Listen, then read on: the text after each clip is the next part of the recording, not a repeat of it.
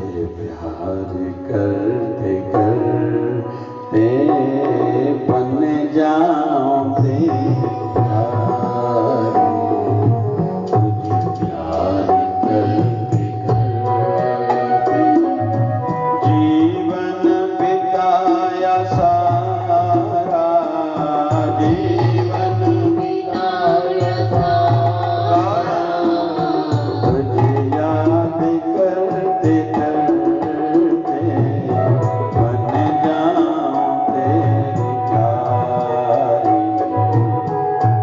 प्यार करते करते बन जाऊं। किसके किसके मन में इच्छा है कि मैं अपने गुरुवर की प्यारी बन जाऊं? हाथ तो ऊपर करो भाई, थोड़ा सोचना, जल्दी हाथ नहीं ऊपर करो, थोड़ा सोच के, बस जल्दी से हाथ नीचे भी नहीं करो। क्यों? ये क्षेत्र कोई क्षण भिंगर का क्षेत्र नहीं है। संसार टेम्पररी है, क्षण भिंगर का है, कुछ समय के लिए है। आप नई ड्रेस पहनो, लोग कहेंगे बहुत बढ़िया लग रही हो, लेकिन वही ड्रेस दूसरे दिन भी आपके शरीर पर होगी तो कहेगी सामने वाली आप पगली हो क्या, कल वाली ड्रेस पहनी हो। हमने घर का मुहूर्त कराया, कोई व्यक्ति आया, कहते बहुत बढ़िया फर्नीचर लगाया, टाइल्स कितनी बढ़िया है, कलर मैचिंग कितनी बढ़िया है। वही व्यक्ति हमारे घर के बाद दूसरे घर का वास्तु पूजन होगा, घर का उद्घाटन होगा, वहां जाएगा तो क्या कहेगा, आपके घर से इनका फर्नीचर अच्छा है, गया पानी में। हम शादी में खूब खा के आए, बहुत मजा आया, घर आए पेट खराब हो गया, गया मजा। संसार है टेम्पररी, इसलिए जो पुराने साधक बैठे हो, साधना वाले, जो साधना में खुद को अग्रसर हम सब समझते हैं कि हमारी गाड़ी थोड़ी आगे है, तो अपने मन को जांचने की एक बात कह रहा हूं। अगर कुछ मिलने पर मन में खुशी जगी और कुछ खोने पर, न मिलने पर मन में दुख महसूस हुआ, मतलब अभी तक हम कच्चे थे। बस सीधी सीधी, ज्यादा बात, बड़ी बात नहीं है। अज गिराकी वधिक थी, घरवारी घणा खपनी 1000 थी, ऑटो 2000 वरी कहीं गिराकी सुठी न घरवारी खे लगे तो घोट मुझे चए में अची वियो, मेले जो फल मांखे मिलियो, मथो जो टेके आया। हाणे जीअं चवांसि, चई छो? चई मां वॾे शहर जी सूरत जी, हाणे आंगुरनि ते नचाइण वारो कमु आहे की काई भेण सेखारे वई आहे। हाणे जीअं चवां ढोलिया जो मर्द वाणियो अची वियो हथ में, बेबी जो 2000 खपनि, ॾींदुसि 200 हथ में। चई छो? चई धंधो ही न थियो आहे। जिसके जीवन में थोड़े थोड़े का प्रभाव मन पर पड़ रहा है, मतलब उनकी वृत्ति कच्ची, बस सिंपल सिंपल। ये आध्यात्मिक जगत कोई टेम्पररी, कोई थोड़े समय का क्षेत्र नहीं है। पाव पलक का रोवना, उम्र भर का रोवना, पाव पलक का नाहि, रोवत रोवत मिल गया दादू मोहन माए। संत दादू दीनदयाल कहता है कि कुछ लोग भगवान के लिए रोते हैं, लेकिन थोड़े समय में फिर हंसना प्रारंभ कर देते हैं। पाव पलक, उम्र पाव पलक का नाय, अरे रोना ही है प्रभु के लिए तो जिंदगी भर रो, तड़पो। जिज्ञासा मन में होनी चाहिए, एक तड़प हो। भगवान कोई एक क्षण में मिलने वाला नहीं है, ये जन्मों जन्मों की यात्रा है। जन्म जन्म की इस मन को मल लागी, काला हुआ स्याह।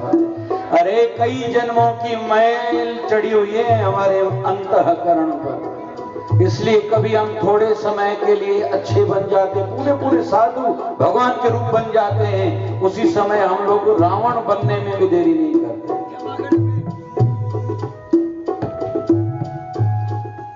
ओ रहे रहे के मेरे दिल में उठती है तरंगे, रहे रहे के मेरे दिल में उठती है तरंगे।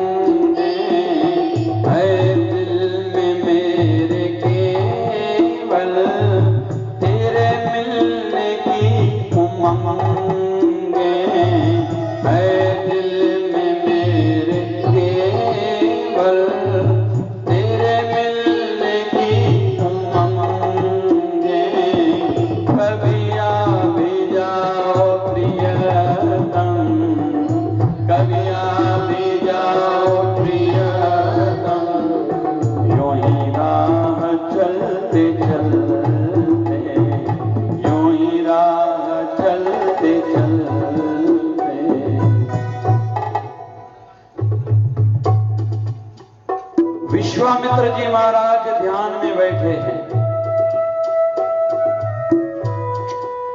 एक झलक सी ध्यान में दिखाई दे रही है कि भगवान नारायण ने अवतार धारण करा है भगवान श्री राम के रूप में। राजा दशरथ के घर प्रभु पधारे हैं, प्रकट हुए हैं।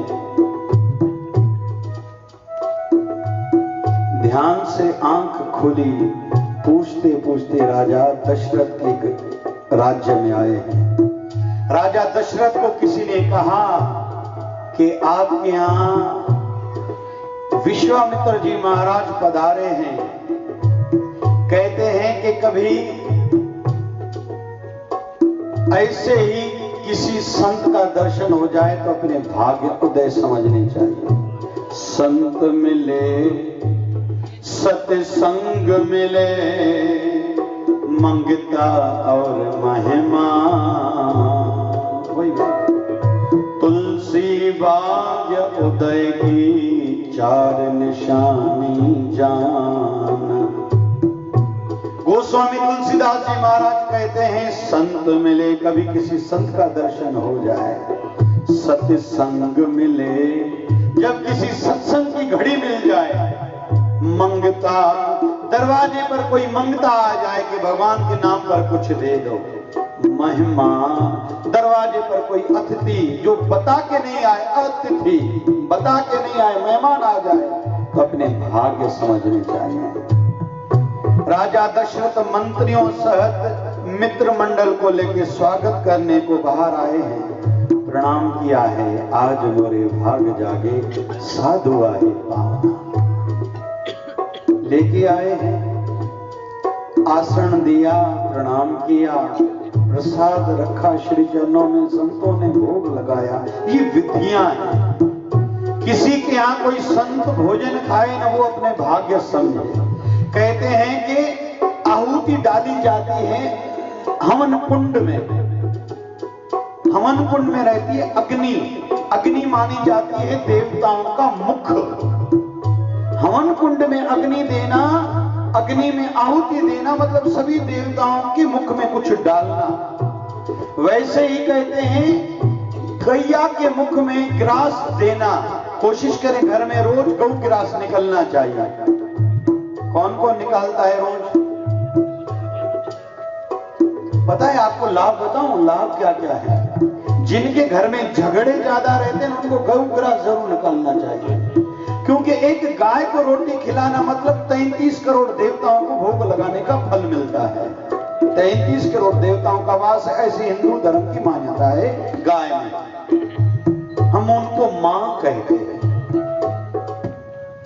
पहले वास्तु दोष की बातें क्यों चर्चा नहीं चलती थी? वास्तु शास्त्र कोई आज का है क्या? हजारों साल पुराना है, क्योंकि घर घर में गाय होती थी।